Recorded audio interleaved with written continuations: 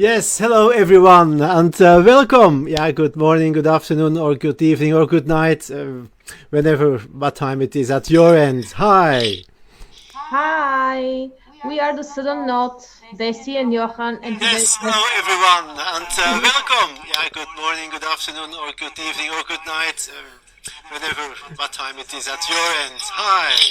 where is it coming from? We are the Sudden Knot. Okay. Was this from you, Johan? No, it's Ah, I think it might be from me. yeah. okay. So it I'm was so from far away. it was from Orla because today we have Orla with us. Hi, Orla. Hello, that was my introduction cue. Thank you so much. Hi, hello. And that was all. Thank you for watching. No. So Orla, where are you now? I'm in Galway in the west coast of Ireland. So the sun has just come out just as you spoke. So perfect timing. Galway, South Coast. Can you actually see the coast? Can you see the sea from? I can't see it from my house, but it's the west coast is about 20 minutes walk Whoa. down the road, and then you can see the Aran Islands, and then probably the next land is America. So Whoa. Great. Okay. Wow. So different than here. Okay, tell us Orla something interesting about you or that happened to you recently. I think because we were talking about the sea, I'd like to tell you about my little hobby or my little obsession. So a couple of years ago, I was drinking a glass of wine in the pub, and my friend, maybe the second glass of wine, and my friend came over and she said, "Oh, I've joined this great group and we swim in the sea all year round." And I said, "Sign me up. I'll do that. Sounds like fun." And we're not known for our warm seas in Ireland, but I signed up, and it's a WhatsApp group. And the next day, I said maybe I'll go in a day. It's a little bit cold today, and somebody in the group said, "If you don't go now, you're out." Oh Oh, no. I was joking, Okay. wow. but it's a great peer pressure group. So I swim in the sea all year round. Really? Okay. Usually not every day, but maybe 2 or 3 times a week. So Whoa. I, And it's cold, right? yeah, it was I didn't my some of my friends go really early at 7 a.m., not me, and it was 5.2 this oh morning. my So God. not Yeah. freezing, but cold. It's freezing for me. I It's think freezing for that's a lot of people. really impressive. And how long then do you swim in the sea? That's just for a short time, I guess. Or... I Everyone has their little routine. I like to go in and out 3 times and swim a little bit, but I stay in longer, but I don't do as many, I don't do as much distance. I like to play. Yeah, I yeah. I'm a bit of an otter in Okay. the sea. That's a good story, really. That's impressive. Yeah, very impressive. Have you um, done that, Johan, here Hmm? in Belgium? Johan, have you done that as well in no, Belgium? No. no, I'm Neither. not the person to go into cold water or have a cold shower or something. It's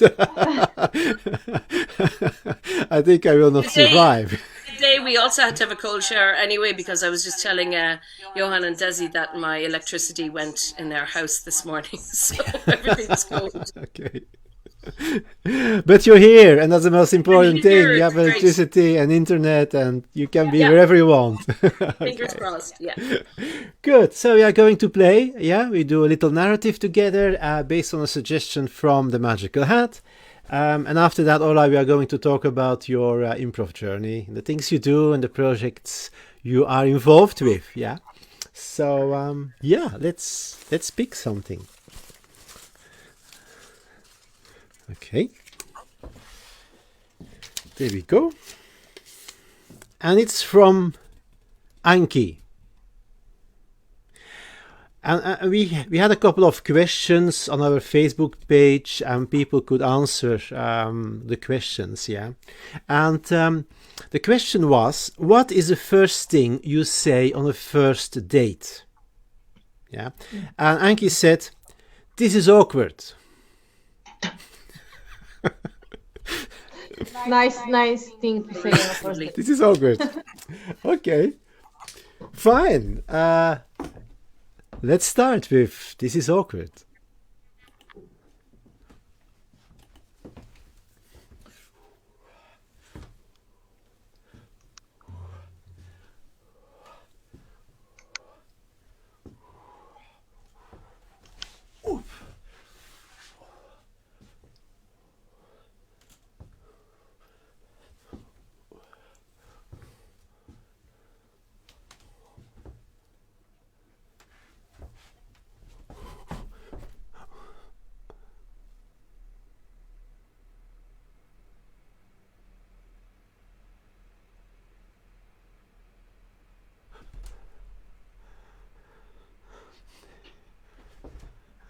Blub blub blub blub blub blub blub blub blub. Blub blub blub blub blub blub blub blub. Fishy, fishy, come here. Fishy, fishy. Blub blub blub blub blub blub blub. Fishy, fishy, come here. I'm not going to hurt you. Blub blub blub blub blub blub blub. Hello. Hello. I'm sorry, I'm a little bit afraid. I'm sorry too. Look, my dad's just gone for a sandwich, but I don't have a fishing rod. It's okay. Look, I don't have any. So you're not here to catch me? No, just my dad. I don't like your dad, I think. No. I think your dad took my brother the other day. Oh, this size? Exactly this size.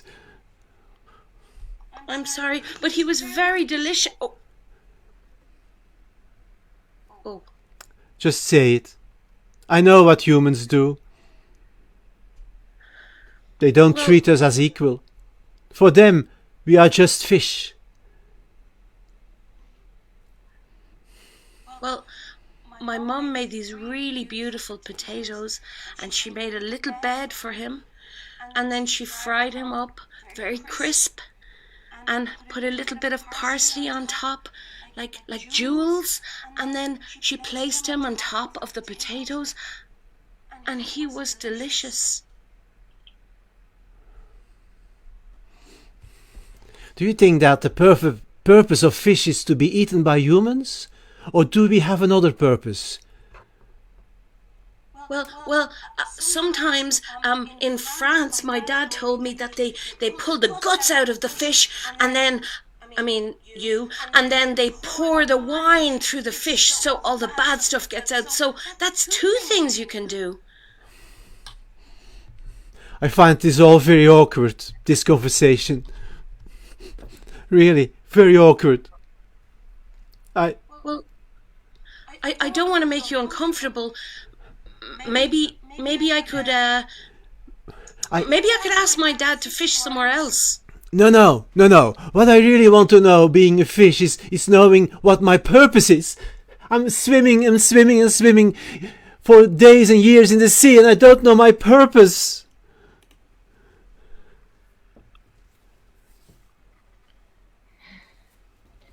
Well,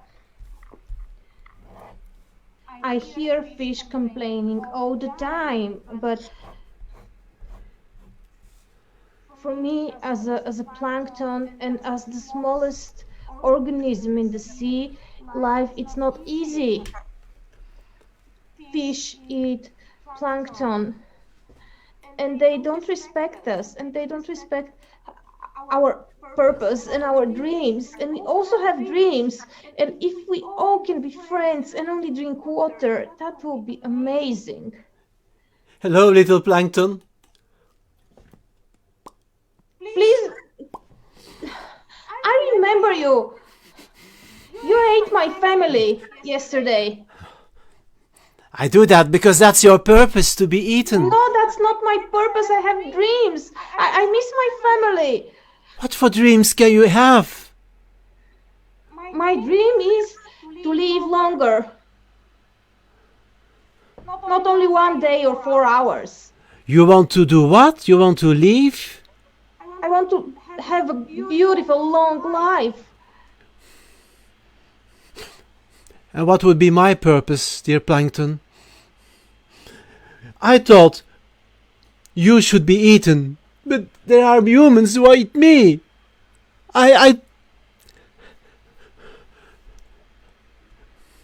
So when humans still eat fish, fish need to eat plankton. When humans stop eating fish, fish will stop eating plankton.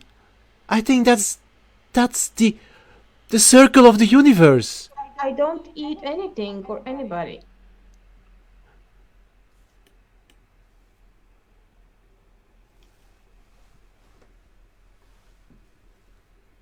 Okay.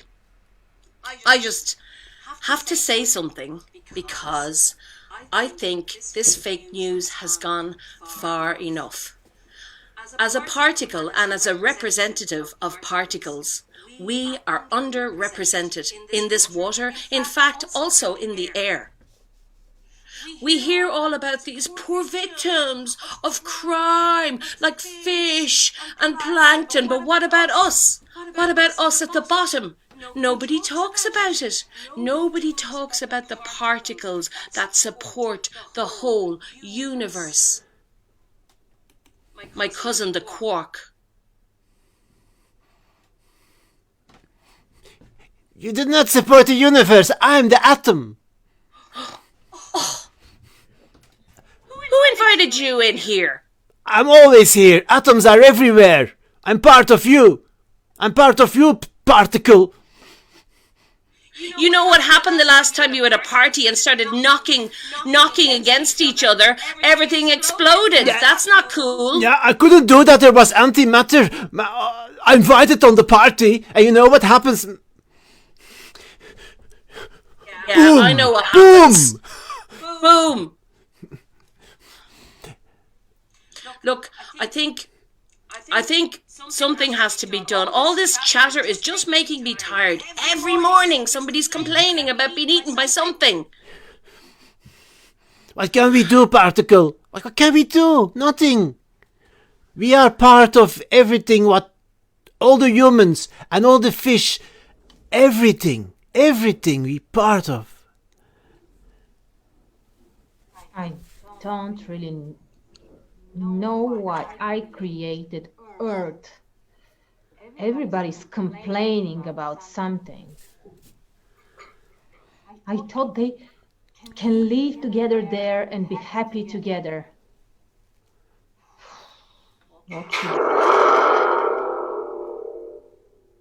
Yeah, that's a good idea.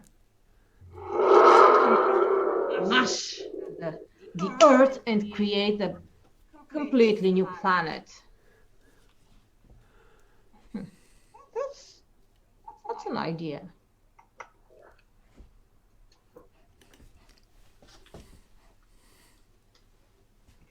Bloop bloop. Oh. Are you the lobster? Yes, I'm the lobster. My name is Mary. You can call me Mary. Mary the lobster. Yes. My name is Fred. Fred the fish. What can I call you, Fred the fish? Fred the fish, you can call me. Mary the lobster.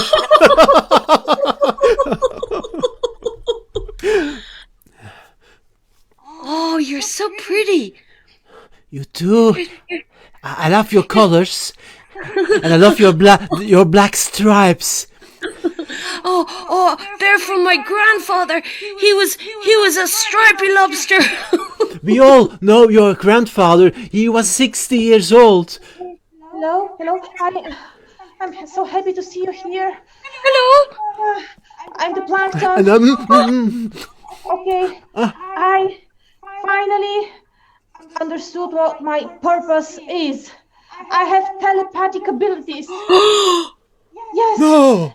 I just heard a voice coming from the skies, and someone said that they are about to destroy Earth, and that means us as well, all of us.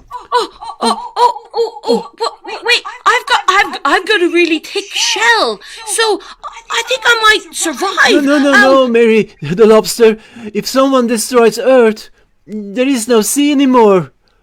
And without the sea, you will be gone. I think something has to change.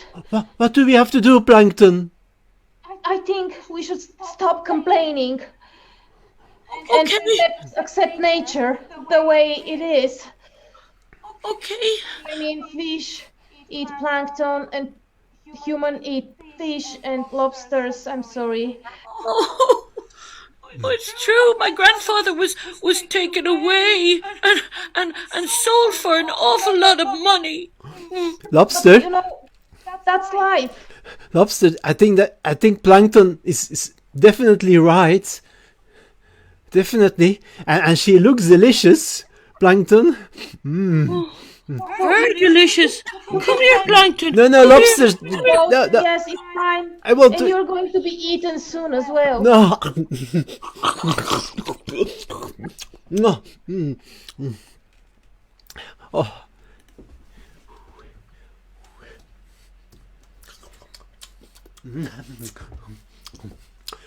I've filled my belly with plankton. Here, little fishy. Oh. Come over here. Come on. No, Come no, on. no, Come on. no. Come on. Oh, Come on. oh, Come on. oh. We shall have a fishy and a little tishy. We shall have a fishy when the boat. Oh, yeah, now it's much better. So I promise I am not going to destroy the earth. At least, not today. And scene.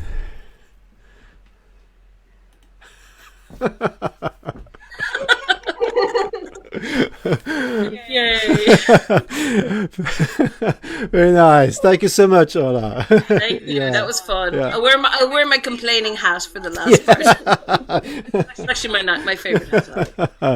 That was fun. Ooh. Okay, let's have a chat about improv. Sure. Yeah, so Órla, tell us more about your improv journey. Ooh, my improv journey was a little bit backwards. So I did everything the wrong way. So don't do this at home.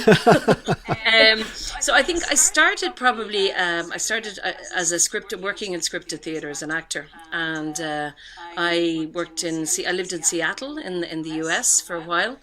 And I auditioned for a show that was part improv and part, I suppose, sketch. And I was like, oh yeah, I know what improv is. I've done improv in college. You know, I did it as part of my training. I understand. I didn't understand. And but I got cast in this show with some incredible improvisers from Unexpected Productions, my friend Troy Mink and a lot of people.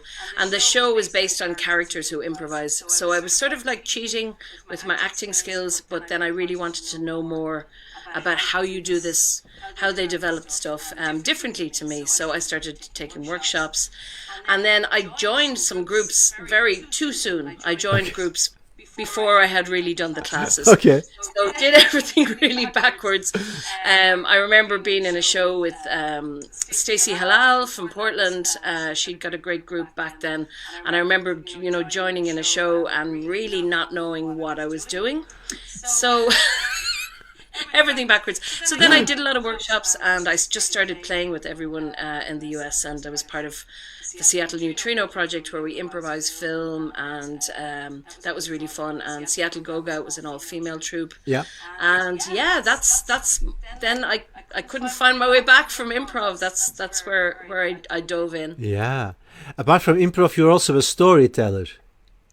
Yeah, I still do scripted theatre and Okay. voiceovers and radio and stuff, but I am a storyteller, and and something else in the US I discovered was the sort of the personal story movement, the true story movement.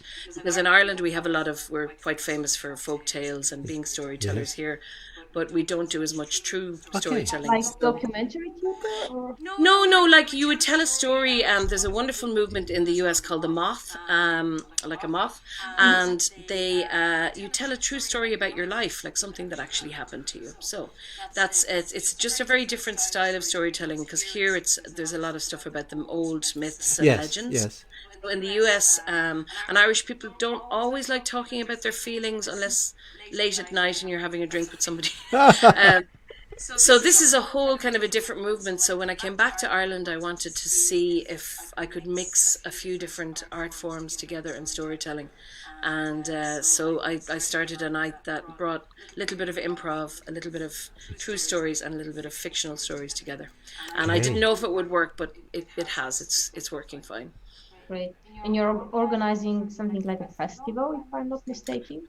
Yeah, this night, lovely segue there. This night that we started was called Moth and Butterfly, and the butterfly is about the improv. It's about transformation and change, because I'm a big fan of Viola Spolin, so I love transformation. And so the night is coming up soon, 19th to the 21st of February, and it'll be a little mini festival. We wanted to have obviously a real life festival, didn't happen. So it's going to be an online festival with some, just a few improv and a few storytelling events together. Like Joe Bill is going to do his story chain, and Yes. Jonathan Pitts is going to teach a workshop. And so friends, a good excuse to hang out with my friends. Basically, people will tell their stories in front of the audience, or they will send stories via email, for example. Or... No, so so the storytelling. That's a great question, because the word storytelling is used very often to describe many things. So when we say storytelling, we mean in the oral tradition. So it's almost like a monologue, Yeah. but it's got a different quality to it. There's storytelling groups in every country, and I think. For a long time, it sort of had been an older thing, like maybe older people would only do it, but now it's becoming it's very connected and very prevalent, you know. And storytelling and improv, thankfully, after me trying to get it to happen for years, I'm seeing lots of projects that bring storytelling and improv together, so I love that. Yeah. There's also a festival in Belgium, in Aldenbize. It's every year. I don't know if you know that. It's a storytelling festival. And it's really nice. I was there once, and it could be a monologue, but some things were really so funny. People were doing multi-character voices. A lot of things we also might do in improv, actually.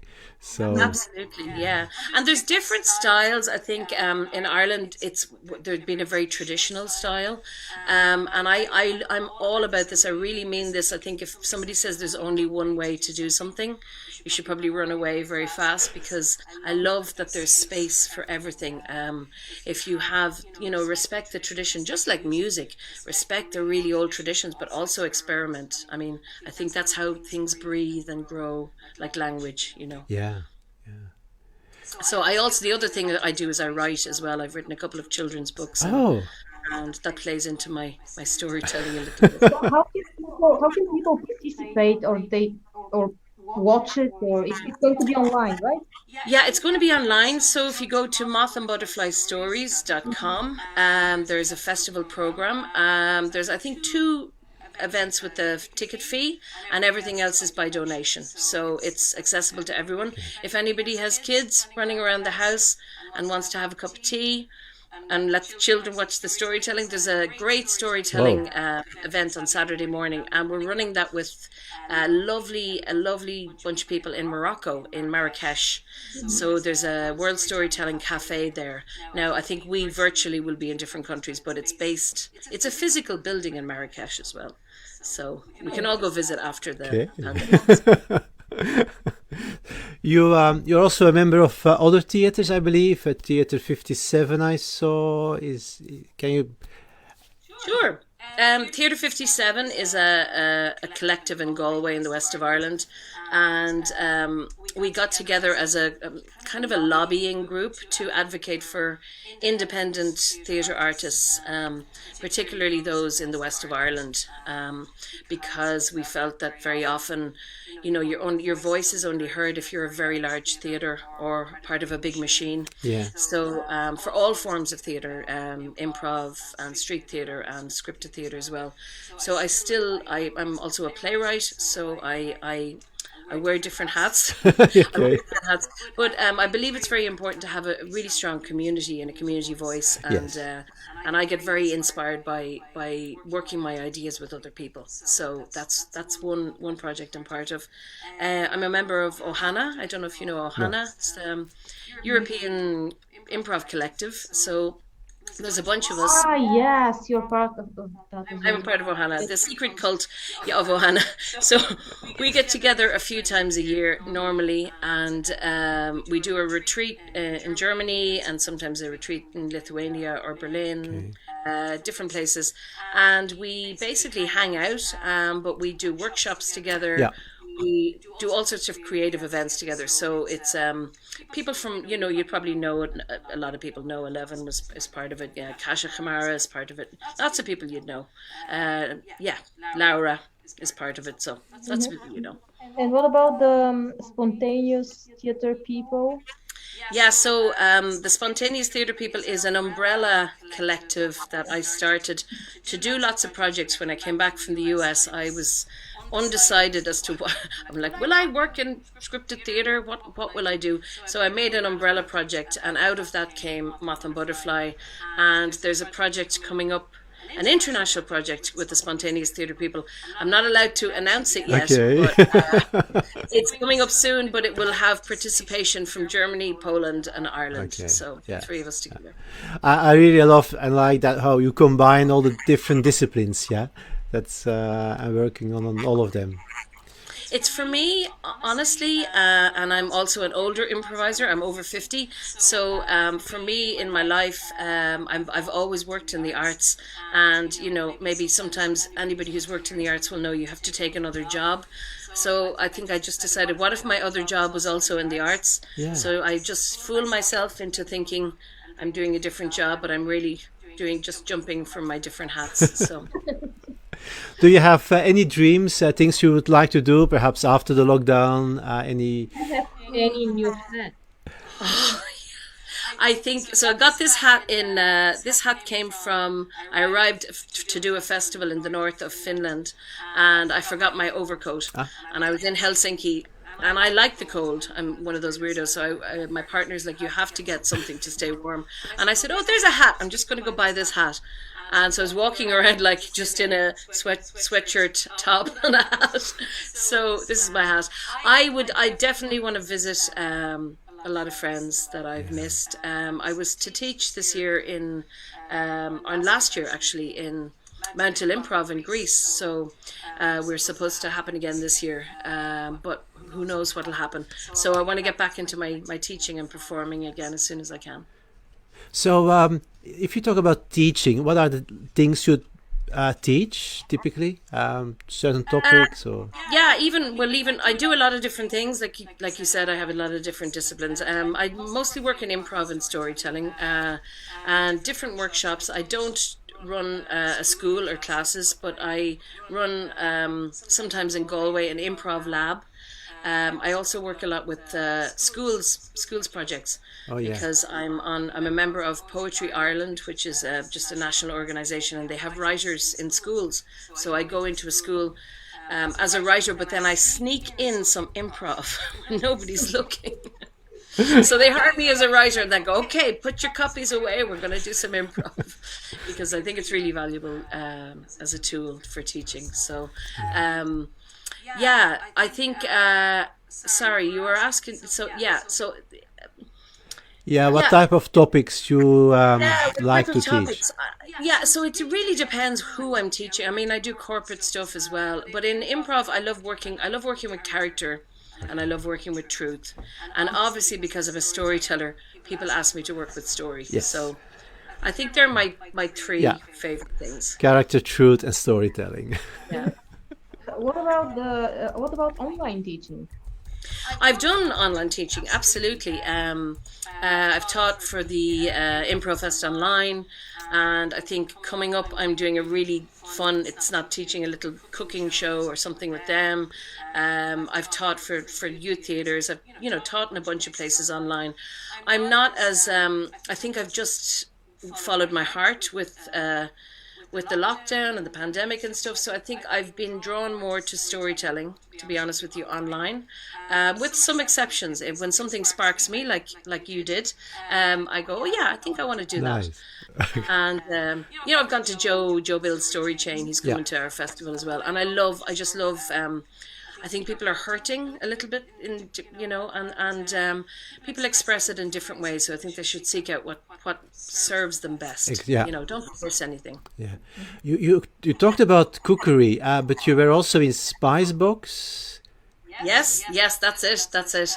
So Mary had me. I met Mary many times over the years. So I did the Spice Box show, which was very fun. So I don't know if anybody knows the show. You come and you prepare a dish, and you tell a story. And I think I got really interested in the story more than the dish. But I made my favorite dish, which wasn't an Irish dish. It was actually a Swedish and Finnish dish, but it had potatoes, so there's a little bit of stereotype in there. Okay, I haven't seen it. So you're actually making the dish while you? No. Okay. So this is what I thought too, and I'm like, what am I going to do?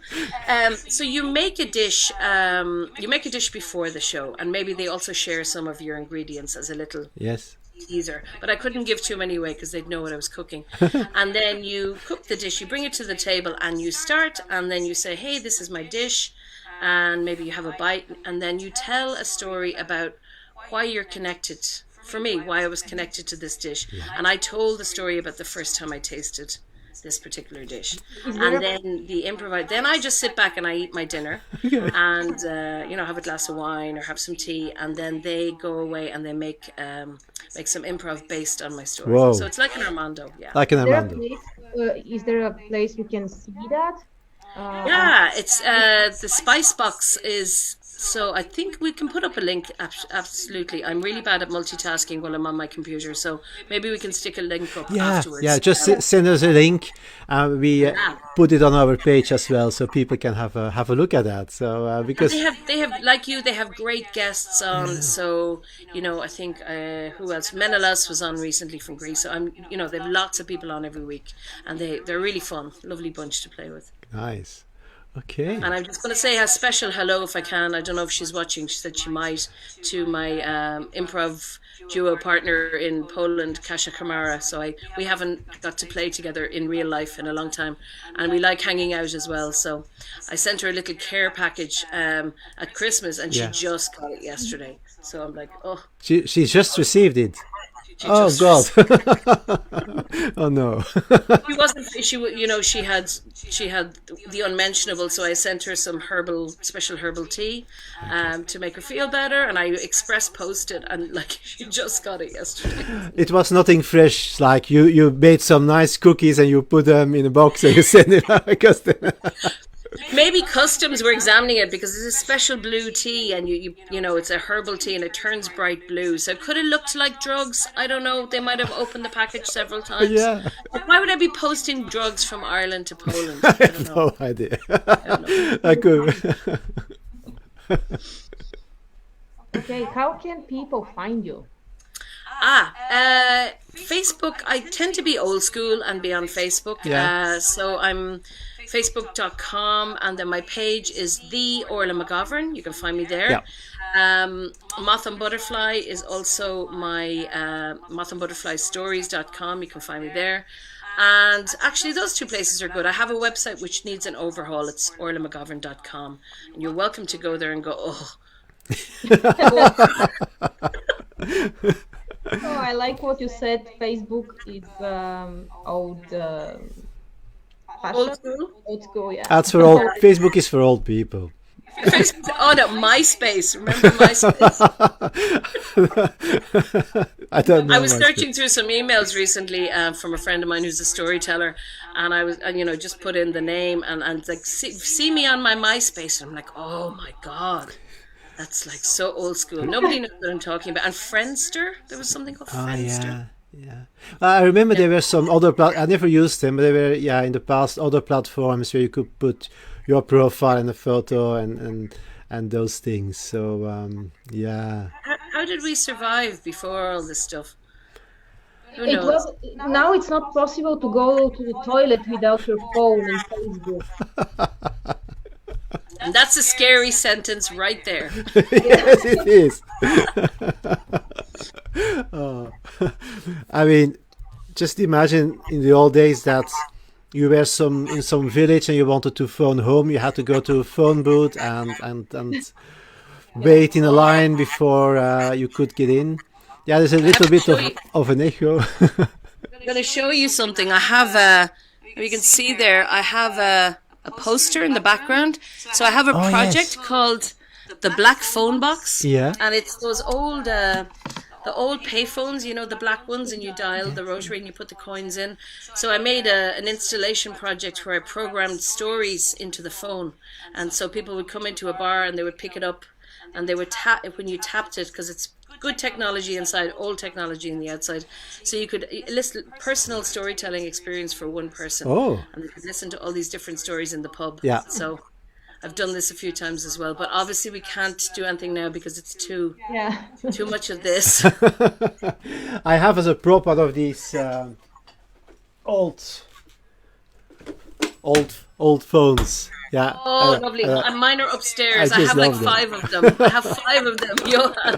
Yeah, with with a dial and everything. You know, you can convert them, yes. So I don't have anything interesting around. but nowadays we can convert the phones. You can have the old phone attached to the digital network, and also the dial function work. So I was thinking to do that one day. My friend Ray he's a phone engineer, and we put Raspberry Pi, little tiny computers, into the phone. So that was the technology for the stories. Good. Yeah, it's really fun. Impressive. Yeah. Okay. Órla, so many thanks you were here with us. Really. Thank you so much. It was so much fun. That's great. Yeah, it was a great story we've made. So It was a little documentary. Yeah, so I must show you this was my thunder. Oh yeah, it was good. It's a little thunder maker. I use it for my storytelling. It's just a tube with this like a spring. God was amazing. God was very powerful. So God Yes. needed some thunder. Yeah, I love that sound. Okay, I'm going to bring us offline, so don't go away, Órla, but let's say goodbye to everyone, and Bye, everyone. bye-bye. See you next time. Thank you.